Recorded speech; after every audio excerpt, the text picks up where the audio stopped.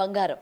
ఈ మధ్య కాలంలోని బంగారం అనే పేరు పలకడానికి కూడా మధ్యతరగతి కుటుంబాలు భయపడుతున్న పరిస్థితి కనిపిస్తోంది. ముఖ్యంగా బంగారం అలాగే సిల్వర్ రేట్లు గనక చూసుకున్నట్లయితే రోజు రోజుకి ఆకాశాన్ని అంటుతున్నాయి. మరి ఇలాంటి టైంలోని మనం బంగారం కొనడం అనేది కరెక్టేనా? ఒక్కసారిగా పెరిగాయి కదా! మరి ఇవాళ 2,00,000 దాటింది కాబట్టి రేపొద్దున అది 4, 5 అయ్యే అవకాశాలున్నాయని చెప్పి అప్పు చేసైనా సరే కొనేద్దామని చెప్పి కొన్ని కుటుంబాలు ఆలోచిస్తున్న పరిస్థితి ఉంది. మరి ఇలాంటి టైంలో కొనడం కరెక్టేనా? ఒకవేళ ఇది తగ్గే అవకాశాలు ఏమైనా ఉన్నాయా? గోల్డ్ కాకుండా సిల్వర్ మీద ఇన్వెస్ట్ చేస్తే ఏ విధంగా ఉంటుంది? సో ఇలాంటి విషయాలన్నీ కూడా తెలుసుకుంది ఇవాళ మనతో పాటు business analyst doctor Nandi Rameshwar Rao గారు ఉన్నారు. సార్ నమస్తే అండి. సో గోల్డ్ అండ్ సిల్వర్ చాలా భారంగా మారిపోయింది. ఎవరు కూడా అంటే ఊహించారు కానీ ఇంత స్థాయిలో పెరిగిపోతుంది ఒక్కసారిగా గోల్డ్ రేట్స్ అని ఎవరు కూడా ఊహించలేదు. ఈ మధ్యకాలంలో పెళ్ళికి పెట్టాలన్నా ఒక గ్రామ్ కొనాలన్నా కూడా అసలు మనం కొనలేని పరిస్థితి కనిపిస్తుంది. సో ఇలాంటి టైంలోని గోల్డ్ మీద మనం ఇన్వెస్ట్ చేయడం కరెక్ట్ అంటారా? అండ్ దీనికి పోటీగా సిల్వర్ కూడా ఈరోజు 4,00,000 దాటింది కేజీ. సో దీన్ని మనం ఎలా చూడొచ్చు అంటారు సార్? ఈ గోల్డ్, సిల్వరు రానున్న రోజుల్లో కాపరు, బ్రాంజ్ అవి కూడా పెరిగిపోతాయి, బ్రాస్. ఎందుకంటే గోల్డ్ అన్నా సిల్వర్ అన్నా కాంపోజిషన్ ఆఫ్ మెటల్స్ ఉంటాయి. గోల్డ్ అంటే ప్యూర్ 100% గోల్డ్ ఉండదు, సిల్వర్ అంటే 100% సిల్వర్ ఉండదు. సో రేట్లు పెరగడానికి అనేకమైన కారణాలు ఉన్నాయి. మీరు అడిగిన క్వశ్చన్ అంటే కొనుక్కోవచ్చా లేదా అని అడుగుతున్నారు. సో బిఫోర్ ఐ ఆన్సర్ ఎందుకు పెరుగుతుంది అనేది మనం అర్థం చేసుకుందాం. నెంబర్ 1 రీజన్ ఏంటంటే మన డాలర్కి ఎగనెస్ట్గా రూపీ వీక్ అవుతుంది.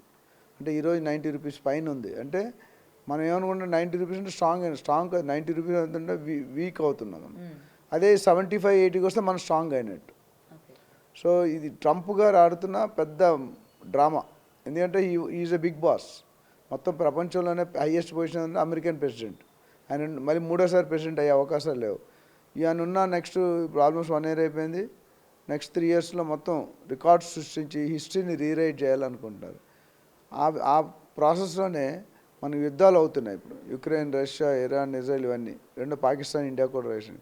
రెండోది production of silver and gold అనేది తగ్గుతుంది. ఎందుకంటే అక్కడ employees scarcity, material scarcity, metal rates పెరిగిపోయినాయి. మనకి ఇక్కడ NMDC national mineral development corporation metal rates పెరిగిపోతున్నాయి. అదేవిధంగా ఇన్ఫ్లేషన్ రేట్, అదేవిధంగా తారీఫ్స్. సో ఇవన్నీ కూడా కర్ణుడి చావుకు 100 మంది కారణాలలాగా ఇవన్నిటికి కూడా ట్రంప్ ఒక కారణం. అట్లా మన ట్రంప్ ఏదంటే మోడీ గారు అదంటారు, మోడీ గారు ఏదంటే రేవంత్ రెడ్డి గారు అదంటారు. ఎందుకంటే ప్రోటోకాల్. ఇవన్నీ కొనాలా లేదా అనే దానికి మీరు ఆలోచిస్తే కొనాలా లేదంటే ఇప్పుడు నేను ప్రస్తుతం అయితే ఇది చాలా ఆర్టిఫిషియల్ జంప్. మీరు 1925లో 19 రూపాయలు ఉండేది తులం, 1950లో 100 రూపాయలు అయింది, 2000 ప్రాంతంలో 3,900, 4,000 అయింది. కరోనా టైంలో 50,000-55,000 ఉండేది. ట్రంప్ గారు ప్రెసిడెంట్ అయ్యే ముందు 65,000-70,000 ఉంది. ఈరోజు 1,80,000 అంటున్నారు. అంటే మోర్ దెన్ 2.5 టైమ్స్ అయిపోయింది. సో విరుగుట కొరకే. అంటే ఏదైనా సడన్గా న్యూటన్స్ లా ఉంది. ఒక రబ్బర్ బాల్ పైకి వేసారనుకోండి, వెళ్ళడానికి 10 సెకండ్లు పెడితే రావడానికి 5 సెకండ్లు పడుతుంది. సో అంటిల్ అన్లెస్ రానున్నది మంచి పెళ్ళిళ్ళు ముహూర్తం, మంచి రోజులు వస్తున్నాయి. వచ్చినప్పుడు డెఫినెట్గా ఈ మార్కెట్ అనేది ఎన్కాష్ చేసుకోవడానికి ట్రై చేస్తారు. సో అంటిల్ నా పర్సనల్ ఒపీనియన్ ప్రకారం ఏంటంటే మీకు అవసరం అనుకుంటే తప్పదు, ఇంకా మా అమ్మాయి పెళ్లి చేయాలి లేదా సీమంతం XYZ ఫంక్షన్స్ ఉన్నాయంటే కంపల్సరీ అంటే కొనుక్కోండి. డెఫినెట్గా ఇంకా కొద్దిగా పెరుగుతుంది. డెఫినెట్గా నేను ఆల్రెడీ లాస్ట్ టైం 2,00,000 దాటిపోతుంది, 2,00,000, 2,50,000 దాకా వెళ్ళే అవకాశం ఉన్నాయి. సో కానీ కొద్ది డ్రాప్ అయితే ఉంటుంది. ఆ డ్రాప్ ఎప్పుడు ఉంటుంది నేను కరెక్ట్గా చెప్పలేను, but definitely there will drop. అట్లాంటి డ్రాప్ అని 50,000 పడిపోదు, 20-30% కరెక్షన్ అయితే అవుతుందని మన అనలిస్ట్ ప్రకారం we are analysing. So we have to wait and see. అదేవిధంగా సిల్వర్ కూడా మీరు చూసుకుంటే 4,00,000 చిల్లర దాటిపోయింది. అంటే ఇది 5,00,000 కూడా అయ్యే సూచనలు కనిపిస్తాయి. ఎందుకు అంటే వెండి అంతకుముందు పూజ ఆభరణాలు అంటే వస్తువులు, ప్లేట్లు, ప్రమిదులు, గంట వీటి మీద వాడేవాళ్ళు. ఇప్పుడు అది కాకుండా దాంతోపాటు వేరే రూపాల్లో కూడా ఇండస్ట్రీలో వాడుతున్నారు. ఇప్పుడు ఎలక్ట్రికల్ వెహికల్స్ కానీ, సోలార్ ప్యానెల్ కానీ చాలా రకరకాలుగా ఇండస్ట్రీస్ ఎప్పుడైతే పెరిగిందో డిమాండ్ పెరిగినప్పుడు సప్లై తగ్గిపోతుంది. Whenever demand rises and supply rate పెరుగుతుంది. When supply is more demand is less, rate తగ్గుతుంది. ఇప్పుడు ఏమవుతుందంటే అంతకుముందు మనకి స్టాక్ ఇన్వెస్ట్ చేయాలి అంటే ఎవరైనా ఇన్వెస్టర్ కానీ పెట్టుబడి పెట్టుకోవాలంటే రియల్ ఎస్టేట్లో చూసేవారు, స్టాక్లో చూసేవారు, గోల్డ్లో చూసేవారు. తర్వాత లేటెస్ట్గా మ్యూచువల్ ఫండ్స్ వచ్చింది. ఇప్పుడు అన్నిట్లో చూసుకుంటే సిల్వర్ అనేది చాలా కాంప్లికేటెడ్ అయిపోయింది. ఎందుకంటే మీరు రేడియో కానీ టీవీ కానీ ఓపెన్ చేస్తే ఒక green colour brown colour board ఉంటుంది, దాని కాంపోనెంట్ ఉంటుంది, మౌంట్ చేయడానికి వాడుతున్నారు. అట్లానే స్టాక్ మార్కెట్ అనేది చాలా రిస్క్ ఓరియంటెడ్ ఉంది, ఒకసారి ఎదుగుతుంది ఒకసారి పడిపోతుంది. రియల్ ఎస్టేట్ కంపారిటివ్లీ అంతకుముందు కంటే లాస్ట్ 1.5-2 years కొద్దిగా స్లో డౌన్ ఇస్తుంది, 0 అయిపోయింది. సో ఇప్పుడు స్టేబుల్గా పెరుగుతుంది అంటే గోల్డ్. మొత్తం లాస్ట్ 50 years నేను పుట్టిన తర్వాత చూసుకుంటే లైఫ్ టైంలో ఈ రైజ్ రాలేదు. అంటే ఎప్పుడు కూడా సిల్వర్ అనేది గోల్డ్ కంటే ఒక 10-20% తక్కువే ఉండేది. గోల్డ్ 75,000 ఉంటే ఇది 65,000 60,000 ఉండేది. అలాంటిది గోల్డ్కి 2.5 times వస్తే సిల్వర్ 70,000-80,000 నుండి 4 లక్షలు అయిపోయింది. అంటే ఎన్ని రెట్లు పెరిగిందో చూసాం మనం. సో ఇది ఎంతవరకు పెరుగుతుంది అనేది we have to wait and watch. Main ఏంటంటే ఇందాక నేను చెప్పిన కారణాలన్నీ కూడా plus public is seeing gold and silver as a investment option. అంటే ఇంతకుముందు స్టాక్లో పెట్టేవాళ్ళు కూడా రీథింక్ చేస్తున్నారు, అట్లనే రియల్ ఎస్టేట్లో పెట్టిన వాళ్ళు కూడా రీథింక్ చేస్తున్నారు.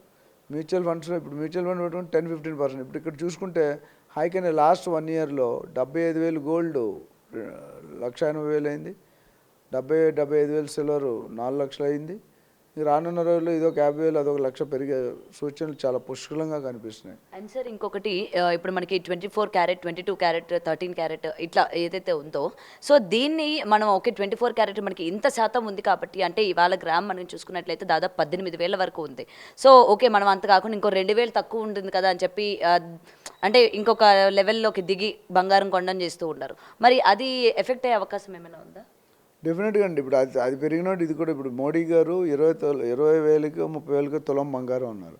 అంటే as long as the carrot reduce. ఇప్పుడు మన 24 క్యారెట్కి 24 క్యారెట్ అనేది ప్యూర్ గోల్డ్ బిస్కెట్స్, 22 క్యారెట్ అనేది ఆభరణాలు అంటే ornaments use by ladies are gents.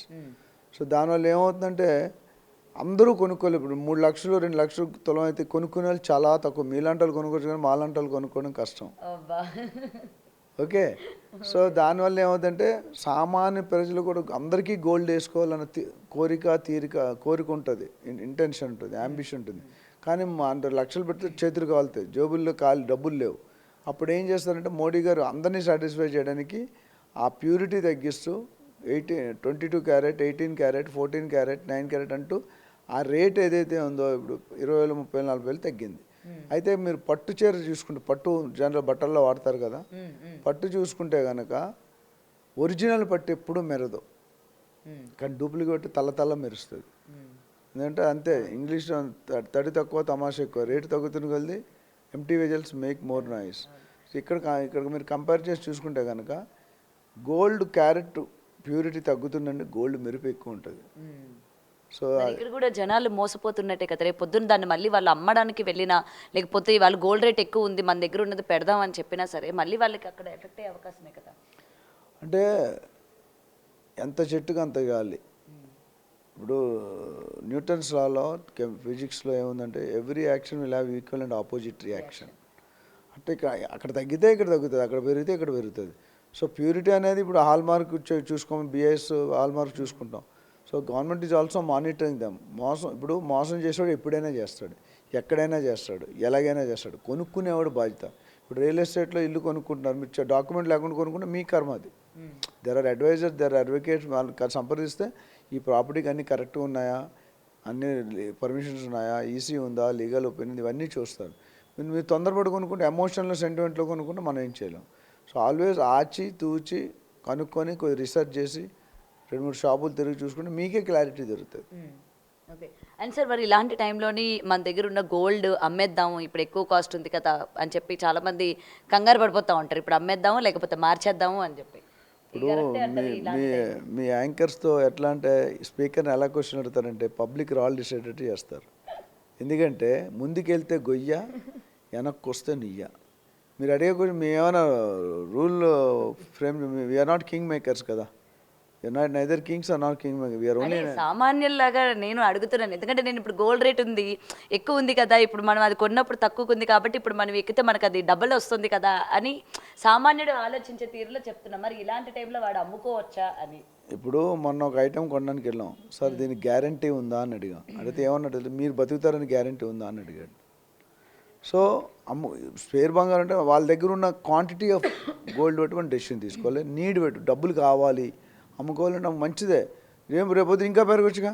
ఇప్పుడు నేను 1,80,000 రేపొద్దు 2,50,000 అవుతుంది. ఇప్పుడు ఎక్కువ అలా తగ్గొచ్చు కదా. It all depends upon your requiring personal. నీ రిక్వైర్మెంట్ వేరు, నా రిక్వైర్మెంట్ వేరు. మనకున్న రిక్వైర్మెంట్స్ బట్టి, మనకున్న అవసరాలు బట్టి మనం ఆలోచించి డెసిషన్ ఒకవేళ మీరు డెసిషన్ తీసుకోలేకపోతే మాలాంటి ఎల్ఎన్సీ దగ్గర వస్తే ఎందుకు అమ్మాలి, ఎలాగ అమ్మాలి, ఎప్పుడు అమ్మాలి, ఎంత అమ్మాలి, సగం అమ్మాలా, పూర్తిగా అమ్మాలా, ఏ రేట్కి అమ్మాలి, ఎక్కడ అమ్మాలి అనేది మనం గైడ్ చేస్తాం. మన దగ్గర అపాయింట్మెంట్ తీసుకుంటే వీళ్ళు guide them. So it's too early to tell. అది మీకు ఎక్కువ ఉందనుకోండి, 10 కేజీలు బంగారం ఉందనుకోండి, ఒక 5 కేజీలు అమ్ముకోండి. మీ దగ్గర నుంచి 1/4 కేజీ బంగారం ఉందనుకోండి, 3 ఆడపిల్లలు అనుకోండి, అమ్ముకోవడం రేపొద్దు మళ్ళీ కొనుక్కోవాలి కదా. పెళ్లి సమస్య. మొన్న ఒక లేడీ ఫోన్ చేస్తారు, 65 సంవత్సరాలు. సో బాబు గోల్డ్ రేట్ ఎప్పుడు తగ్గుతుంది అని అంటే, నేను ఎందుకు అమ్మంటే నాకు 3 కూతురున్నారు, పెళ్ళి ఆపుకొని కూర్చున్నాను, 3కి సెటిల్ అయిపోయే సంబంధాలు, గోల్డ్ రేట్ తగ్గుతుంది అని ఆపుతున్నది. నేనేం చేస్తాను? గవర్నమెంట్ ఇదంతా బులియన్ మార్కెట్, గోల్డ్ మార్కెట్ కానీ, స్టాక్ మార్కెట్ కానీ, కొన్ని మార్కెట్లో మాఫియా ఉంటాయి. You can group of people will control the market. అందులో మన రోల్ చాలా తక్కువ ఉంటుంది. మనకేంటంటే అంతకుముందు 5 సంవత్సరాలు ఏం జరిగింది, ఏం జరగబోతుందని ఒక prediction, assumption. You cannot give you clarity that ఇంతే అవుతుంది, ఇలాగే అవుతుంది, because I'm not the decision maker. Okay.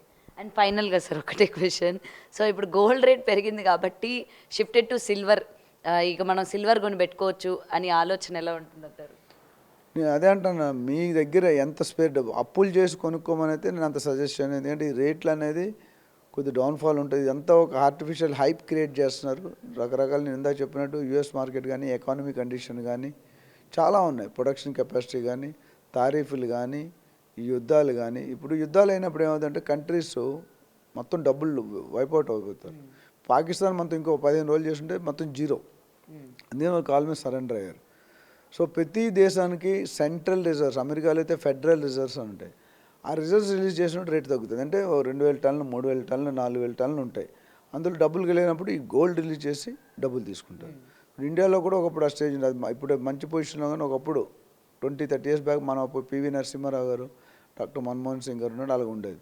So ఓవరాల్గా ఏంటంటే మీరు రిక్వైర్మెంట్ బట్టి కంపేర్ చేసుకోండి. మీ దగ్గర ఎంత కెపాసిటీ ఉంది, స్పేర్ కెపాసిటీ ఉంది, అప్పులు చేసి కొనుక్కో అనేది నేను అంత పాజిటివ్ వే కాదనుకుంటా. ప్రతి ఇంట్లో నేను చెప్తానట, డెఫినెట్గా ఒక 100-200 గజాలు జాగా ఉండాలి ప్రతి సామాన్యుడికి. ఓ 1/4 కేజీ 1/2 కేజీ బంగారం ఇంట్లో ఉండాలి. ఇప్పుడు లేటెస్ట్గా 1/4 కేజీ 1/2 కేజీ సిల్వర్ కూడా ఉండాలి. ఉంటే ఏదైనా ఎమర్జెన్సీ, ఇప్పుడు నీ రియల్ ఎస్టేట్లో అసెట్స్ ఉన్నాయి, ఇమీడియట్గా ఎన్కాష్ చేసుకోలేవు, స్టాక్ మార్కెట్లో చేసుకోలేవు. బట్ గోల్డ్ మార్కెట్లో ఇచ్చిన మరుక్షణం మీరు ఎక్స్చేంజ్ చేసుకొని డబ్బులు తీసుకోవచ్చు. So it all depends on 1 to 1. Me requirement, నా రిక్వైర్మెంట్, కెమెరామెన్ రిక్వైర్మెంట్ డిఫరెంట్ ఉంటాయి.